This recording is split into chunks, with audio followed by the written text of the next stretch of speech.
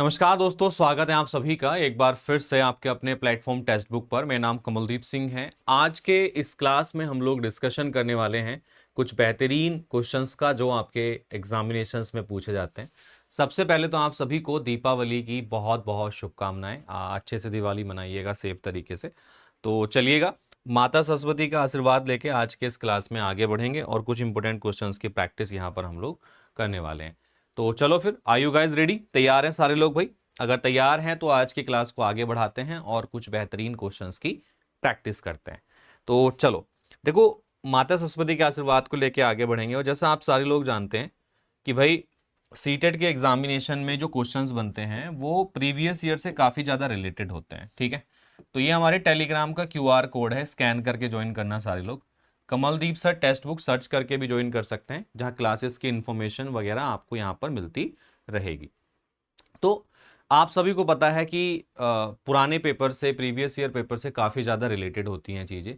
तो आप अगर तैयारी कर रहे हैं टीचर बनने के लिए तो सीटेट के प्रीवियस ईयर पेपर से काफ़ी हेल्प लीजिए आप, क्योंकि उससे काफ़ी सारी चीज़ें आपकी क्लियर होंगी। जो मैं भी आपको क्लासेस में करा रहा हूँ क्वेश्चंस, वो भी प्रीवियस ईयर से रिलेटेड क्वेश्चंस ही मैं प्रैक्टिस आपको यहाँ पे करा रहा हूँ। चलिए, तो ऑफर अभी चल रहा है और इस ऑफर का आप फायदा उठा सकते हैं, जिसमें मात्र 899 रुपए में आप एक साल की जो वैलिडिटी है उसका फायदा उठा सकते हैं। साथ में आपको टेक्स्ट बुक का पास प्रो मैक्स भी मिल जाएगा। देखो, इसके बेनिफिट मैं आपको एक बार समझा देता हूं, काफी लोगों को नहीं पता है। इस 899 रुपए में 300 से ज्यादा जो एग्जाम्स हैं आपको मिलेंगे प्रिपरेशन करने के लिए, जो टीचिंग से रिलेटेड है और नॉन टीचिंग से भी रिलेटेड है। साथ के साथ में इसमें 1.5 लाख से ज्यादा मॉक टेस्ट होंगे आपके। ठीक है, तो 1 लाख प्लस मॉक टेस्ट आपको इसमें देखने के लिए मिलेंगे। 30,000 से ज्यादा इसमें जो है आपको प्रीवियस ईयर क्वेश्चंस आपको देखने के लिए मिलेंगे। ठीक है, और आपके 3,000 से ज्यादा इसमें आपके स्टडी नोट्स आपको देखने के लिए मिलेंगे। तो भाई जो भी लोग तैयारी कर रहे हैं ना टीचिंग एग्जामिनेशंस के लिए, उसके लिए परफेक्ट है। कमल कोड का आप यूज करेंगे तो ये सब आपको मिलेगा। और आप अगर डायरेक्टली बाय नहीं करना चाहते, मेरी हेल्प चाहते हैं, तो आप 880023 ये नंबर पे मुझे कॉल या मैसेज करना, मैं आपको हेल्प कर दूंगा। चलिए नेक्स्ट अभी देखिएगा, ये जो है हमारे पहले क्वेश्चन की तरफ मैं आपको लेके चलता हूं। तो पहला प्रश्न आपके सामने है, ध्यान से देखिए इस क्वेश्चन को, मुझे बताइए फटाफट से क्या होगा इस प्रश्न का सही जवाब। इसमें बोला गया था, गणित में स्वयं सिद्ध के संदर्भ में निम्नलिखित में से क्या सत्य नहीं होगा। स्वयं सिद्ध की बात करें तो ये एक्सियम्स होते हैं आपके। ठीक है, which among the following is not true about the axioms in the mathematics. तो गणित के अंदर जो एक्सियम्स होते हैं इसके बारे में कौन सी चीज सत्य नहीं है, वो आपको बतानी है। सबसे पहले तो आपको पता होना जरूरी है एक्सियम्स होते क्या हैं। देखो, एक्सियम्स ना ये यूनिवर्सल ट्रूथ्स होते हैं जिनको प्रूफ या डिसप्रूफ करने की आवश्यकता नहीं होती है। ठीक है, तो आप इनको प्रूफ या डिसप्रूफ नहीं कर पाएंगे, इनको प्रूफ या डिसप्रूफ करने की आवश्यकता भी नहीं होती है। ठीक है, चलिएगा, तो एक बार फिर से पढ़ लो सारे लोग।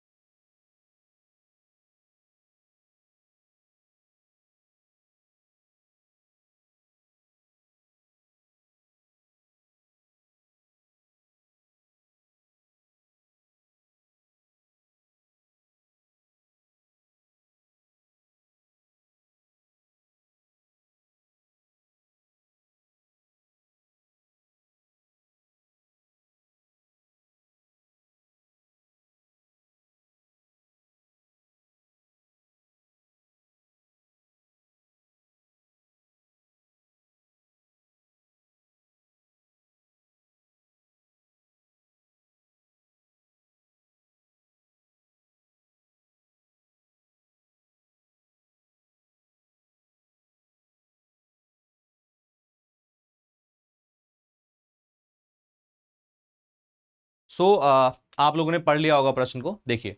गणित में स्वयं सिद्ध के संदर्भ में निम्नलिखित में से क्या सत्य नहीं है? पहला, स्वयं सिद्ध जो है अविरोधी हैं, ठीक है। स्वयं सिद्ध ऐसे प्रस्ताव हैं जो बिना किसी प्रमाणित साक्ष्य द्वारा अनुमानित और स्वीकृत किए जाते हैं। स्वयं सिद्ध केवल ज्यामिति में ही जो है उपलब्ध होते हैं, या स्वयं सिद्ध अपने आप में पर्याप्त होते हैं। तो ये जो वर्ड है ना, स्वयं सिद्ध केवल ज्यामिति में होते हैं, ये गलत है, ठीक है। देखो, दो चीजें होती हैं, एक होता है एक्सियम, एक होता है पोस्टुलेट्स। तो एक्सियम जो होते हैं वो इन जनरल होते हैं, और जो पोस्टुलेट्स होते हैं वो स्पेसिफिक टू ज्योमेट्री होते हैं आपके, ठीक है। तो ये केवल वाला जो वर्ड था, इसकी वजह से गलत हो जाता है कि axioms are available only in the geometry, ये गलत हो जाता है। चलिए नेक्स्ट, अभी अगला क्वेश्चन देखिएगा, निम्नलिखित में से कौन सा गणित में कंप्यूटेशनल या अभिकलनीय चिंतन का तत्व नहीं है? तो गणित के अंदर जो कंप्यूटेशनल कौशल होता है उसका कौन सा पार्ट नहीं है, यह आपको बताना है। पहला है आपका, which of the following are not the element of computational thinking in mathematics. Computational thinking में क्या क्या आ जाता है, कैलकुलेशन में क्या क्या आ जाती है? डीकंपोजिशन आ जाएगा, पैटर्न का रिकग्निशन आ जाएगा आपका, ठीक है, और आपका जो है अब्स्ट्रैक्शन भी इसमें आ जाएगा, क्योंकि जब हम कंप्यूटेशन करते हैं तो उसमें आपके सिंबलाइज भी करते हैं चीज़ों को, तो एक्सप्रेशन नहीं होगा, अभिव्यक्ति नहीं होगा इसमें। तो जो कैलकुलेशन है उसमें अभिव्यक्ति नहीं आएगा आपका, ठीक है। चलिए नेक्स्ट, शिक्षार्थियों के बीच में गणितीय संप्रेषण को किसके द्वारा नहीं बढ़ाया जा सकता है? पढ़ लीजिए प्रश्न को पहले ध्यान से, आराम से, है ना, टाइम लीजिए, आंसर करिए, बट सही आंसर करिए, क्योंकि अभी फिलहाल सही आंसर करना बहुत जरूरी है। तो शिक्षार्थियों के बीच गणितीय संप्रेषण को किसके द्वारा नहीं बढ़ाया जा सकता है? इंग्लिश में देख लेंगे, mathematical communication among the learners can not be enhanced by, पहला है यूजिंग द सिंपल और friendly and the clear language that relates with the local language, ठीक है। Introducing the mathematical ideas, symbols and science by connecting them with the child's own language, ठीक है। हिंदी में देख लेते हैं एक बार, सरल, मैत्रीपूर्ण और स्पष्ट भाषा का उपयोग करके जो स्थानीय भाषा से संबंधित है, गणितीय विचारों, प्रतीकों और संकेतों का परिचय बच्चे की अपनी भाषा के साथ संबंध बनाकर देना, कक्षा में गणितीय शब्दों को व्यक्त करने के लिए स्थानीय भाषा का उपयोग को हतोत्साहित करना। तो ये गलत हो जाएगा, देखो, हतोत्साहित करना, डिमोटिवेट करना, कि जो बच्चा अपने स्थानीय भाषा में चीजों को सीखना चाह रहा है उसको डिमोटिवेट कर दो, तो ये गलत है। इस तरीके से बच्चा नहीं सीख पाएगा गणितीय संप्रेषण। तो ये तीसरा वाला विकल्प इसमें सही हो जाता है। तो देखो, पेडागोजी में ना एक वर्ड ही पूरा ऑप्शन आपको समझा देता है, बस आपको उस पर ध्यान देना है। चलो जरा पढ़ो इसको ध्यान से एक बार। इसमें क्या बोला गया है आपसे? गणित में अधिगम का आकलन विद्यार्थियों को उनकी अवधारणात्मक समझ में सुधार करने के लिए प्रतिपुष्टि पर प्रतिक्रिया का अवसर प्रदान करता है। तो निम्नलिखित में से कौन सा दिए गए कथन के अर्थ की सबसे उपयुक्त व्याख्या करता है? एक बार इंग्लिश में भी देख लेंगे इसको। Assessment of learning in mathematics provide the opportunity to respond to feedback, ठीक है। तो एक जो फीडबैक होता है उस पर रेस्पॉन्ड करने की अपॉर्चुनिटी वहां पर देता है ये, ठीक है। पढ़ लो एक बार ध्यान से, सारे लोग क्वेश्चन को पढ़ लो, आराम से टाइम लो इसको करने के लिए, मुझे आंसर करके बताइए बिल्कुल।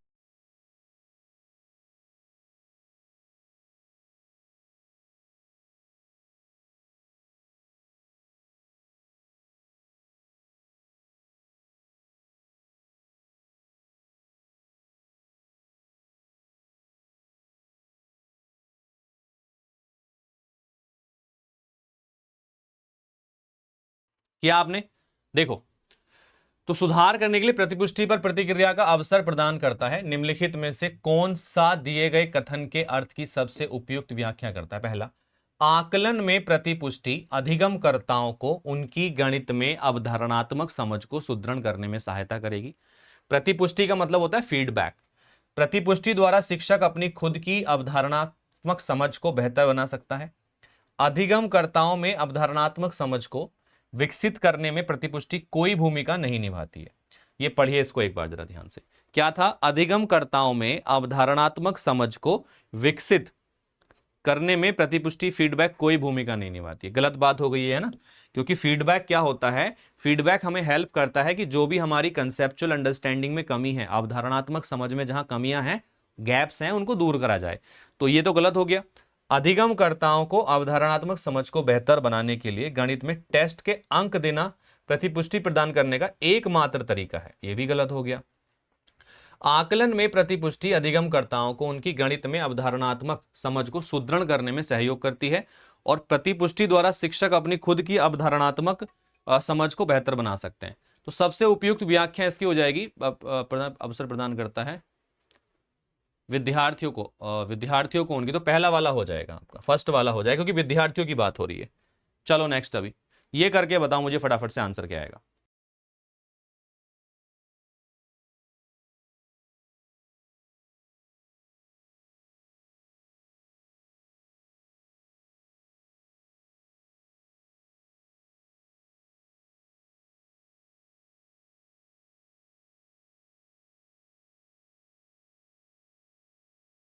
ये जरा फटाफट से, तो 3 सही 1/7 divided by -3 is equal to किसके बराबर होगा?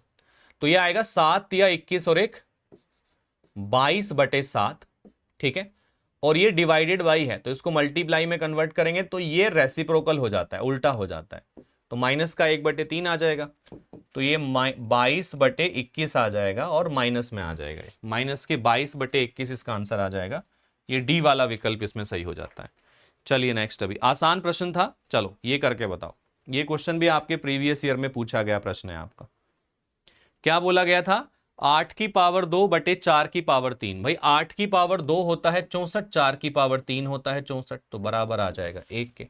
कुछ करना नहीं है, उठा के पटक देना है, ठीक है। चलो नेक्स्ट, अभी तो ऐसे क्वेश्चन में टाइम वेस्ट करने की आवश्यकता नहीं है। ये देखो, ये क्वेश्चन देखिए एक बार जरा ध्यान से।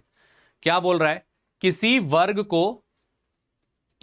वर्ग को 9 समान वर्गों में विभाजित किया जाता है, जिसमें से 5 वर्गों को छायांकित कर दिया जाता है। यदि इस छायांकित भाग को एक ऐसी भिन्न के रूप में व्यक्त किया जाता है जिसका जो अंश है वो 25 है, तो उसका हर कितना होगा बताइए। तो बहुत अच्छा क्वेश्चन है, बहुत प्यारा क्वेश्चन है। देखिए भाई, टोटल आपके पास में 9 वर्ग हैं, है ना। इस तरीके से 3-3 करके बना लेते हैं। ये 3-3 करके आपने ऐसे बना लिए। अब इसमें आपको बोल दिया गया कि 5 वर्गों को आपने छायांकित कर दिया, मतलब कलर कर दिया ऐसे। तो 5 वर्गों को मान लिया आपने कलर कर दिया है, ये मान लिया 5 वर्गों को आपने कर दिया। तो फ्रैक्शन में कैसे दिखाएंगे? 5/9, है ना, सिंपल है, 5/9 से दिखाएंगे। अब ये कह रहा है कि इसका जो अंश है वो 25 होना चाहिए, तो अंश को 25 बनाने के लिए 5 से गुणा कर दो, तो अंश बन गया 25, तो नीचे कितना आ जाएगा? 45, 45, तो हर कितना होगा? 45। बस ये क्वेश्चन था आपका, लीजिए। तो ऐसे क्वेश्चंस भी पेपर में पूछे गए हैं, थोड़े से बस ध्यान देना है आपको और आंसर करना है फटाफट से। चलो भाई, ये क्वेश्चन का मुझे आप आंसर करके बताइए फटाफट से क्या आ रहा है। सभी लोग स्पीड के साथ करिए उत्तर, सोचिए कैसे कर सकते हैं और आंसर बताइए। -1.1 की पावर में 5 है, गुणा में 1.21 की पावर में -2 है। इसका वैल्यू निकाल के बताना है किसके बराबर आएगा। अब देखो, तो ये है 1.1, वो भी माइनस का है, पावर में 5 है इसका, तो माइनस आ जाएगा, -1 बाहर ले लेते हैं इनटू में, और ये 1.1 आएगा। इसका मतलब है ये 5 टाइम्स मल्टीप्लाई हो रहा है, ठीक है। 1.1 आ जाएगा मल्टीप्लाइड बाई 1.1 आ जाएगा, मल्टीप्लाइड बाई 1.1 आ जाएगा। मतलब कहने का ये है कि आपने 5 बार इसका मल्टीप्लिकेशन यहाँ पे कर दिया है, कहने का मतलब इसका ये होता है, ठीक है। तो 3 और 2 5 बार। अब ये माइनस की पावर थी, तो जब हम इसको नीचे लेके जाएंगे तो ये पॉजिटिव पावर कन्वर्ट हो जाएगी आपकी। 121 जो होता है ना, ये 1.1, देखो अगर आप जो है 1.1 का अगर आप स्क्वायर करते हैं तो आपको प्राप्त होता है 1.21, ये आपको प्राप्त होता है अगर आप स्क्वायर करते हैं 1.1 का, ठीक है। तो ये 1.1 का स्क्वायर, ये पावर 4 हो जाएगा, मतलब कहने का ये है 1.1 जो है ये 4 बार नीचे भी आ रहा होगा,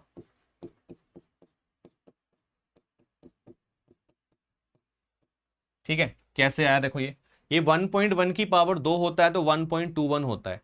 तो अगर मेरे पास में 1.21 की पावर 2 है तो मैं इसको ऐसा लिख सकता हूं ना, 1.1 की पावर में 2, और ऑलरेडी पावर 2 लिखी हुई है, तो 1.1 की पावर में 4 हो जाएगी ना आपकी ये, और जब ये नीचे जाएगा तो पॉजिटिव पावर में भी कन्वर्ट होगा। तो भाई ये 1 2 3 और 4, ये 4 तो आपके ऑलरेडी ऐसे ही कट गए, बचा क्या माइनस का 1.1, तो राइट आंसर आ जाएगा माइनस का 1.1। तो क्वेश्चन बहुत आसान था, बट ये था कि अगर हमें कंसेप्ट नहीं पता है तो हम इसको नहीं कर पाएंगे। ठीक है, चलो नेक्स्ट। अभी अगला क्वेश्चन देखिएगा, ये बताइए x बराबर है 4/7, y बराबर है माइनस के 11/15। तो आपको x प्लस वाई का जो व्युत्क्रम है वो बताना है, क्या निकल के आएगा। चलो बताओ फटाफट से, आंसर करके बताओ फटाफट से भाई सारे लोग।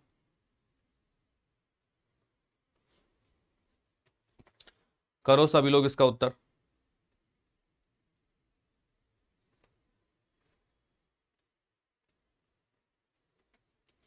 देखिए, तो x बराबर कितना दिया गया है 4/7, y बराबर कितना है माइनस का 11/15।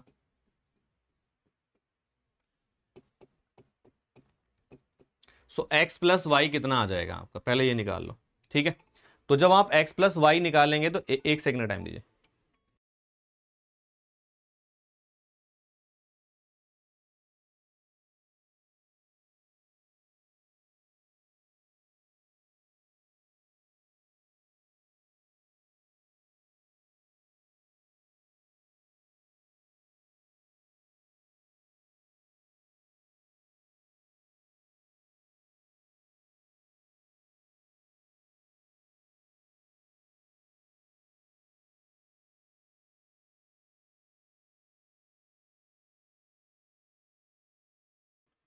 चलिएगा, देखिएगा जरा x प्लस वाई कितना हो जाएगा।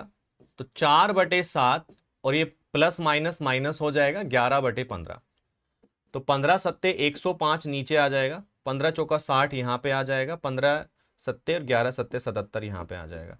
तो माइनस का अगर हम ध्यान से देखें तो ये बनेगा माइनस का 17/105, और हमें चाहिए इसका व्युत्क्रम रेसिप्रोकल इसका। तो इसका रेसिप्रोकल निकालेंगे तो कितना आएगा, इसका उल्टा माइनस के 105/17। तो 105/17 ये सेकंड ऑप्शन में दिया गया नेगेटिव का, तो ये आंसर हो जाएगा। चलो अभी नेक्स्ट और क्वेश्चन देखते हैं। अगला प्रश्न आपके सामने है, ध्यान से पढ़ेंगे इसको।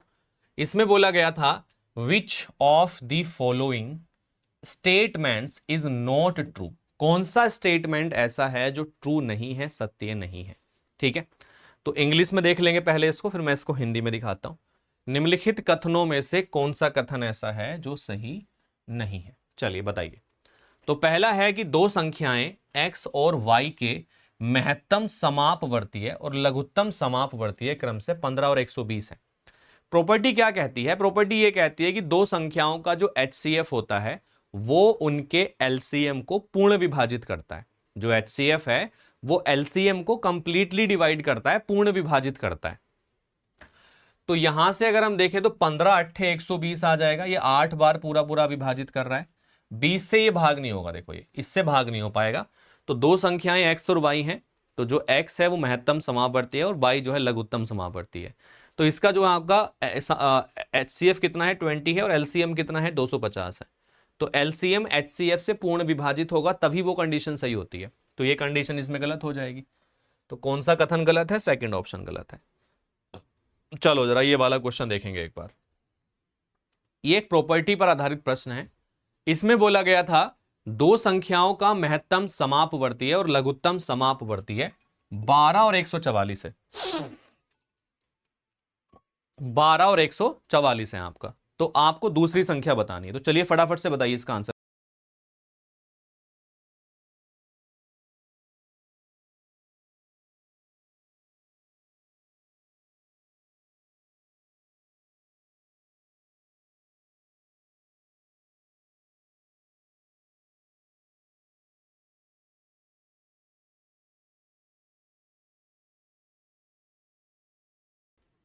देखो, एक प्रॉपर्टी आपको बताता हूं, पहली संख्या गुणा दूसरी संख्या बराबर होती है HCF इंटू में LCM।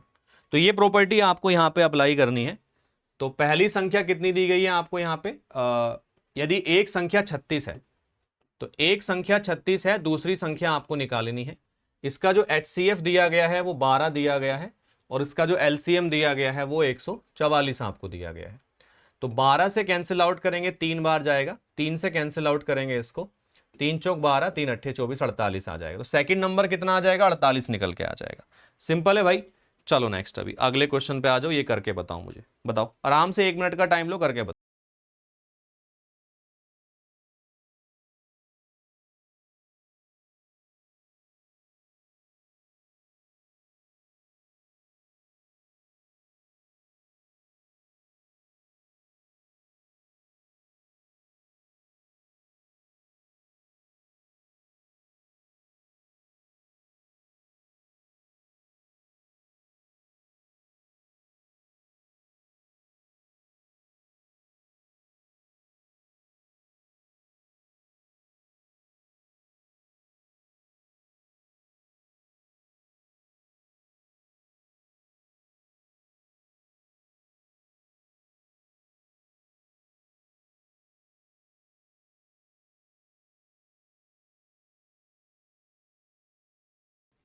चलो जरा देखो भाई, तो दो संख्याओं का एलसीएम 46 75 दिया गया था, संख्याओं का अनुपात 11 17 था। तो एक को 11x मान लीजिए, एक को 17x मान लीजिए आप लोग, ठीक है। संख्याएं क्रम से क्या होंगी, तो भाई जब एलसीएम को लिखा जाता है तो ये 11x गुणा में 17, x का फैक्टर एक बार आएगा, 11 का एक बार आएगा, 17 का एक बार आएगा, और ये बराबर है 46 75 के, ठीक है। तो ये 46 75 के बराबर है आपका। अब देखिए भाई, यहां से इसको आप कैंसिल आउट कर लीजिएगा, 11 से कैंसिल आउट करेंगे इसको, दोनों संख्याएं निकालनी है, तो एक बार 11 से काट लो, एक बार काट लो आप इससे, ठीक है। तो 11 चौका 44 आ जाएगा आपका, ठीक है, और 2 बचा 11 दूनी 22, 11 पंजे 55, 425। तो 17x का वैल्यू आ गया 425। तो एक संख्या 425 हो जाएगी, दूसरी 275 हो जाएगी। बस देख के आंसर कर देंगे, ज्यादा आगू निकालने की जरूरत नहीं है। तो यहां से एक 11x की वैल्यू निकालेंगे तो ये 275 आ जाएगा एक संख्या आपकी, ठीक है। चलिए नेक्स्ट, अभी ये चलो ये करके बताओ मुझे फटाफट से इसका आंसर क्या आएगा, 1 मिनट का टाइम लो।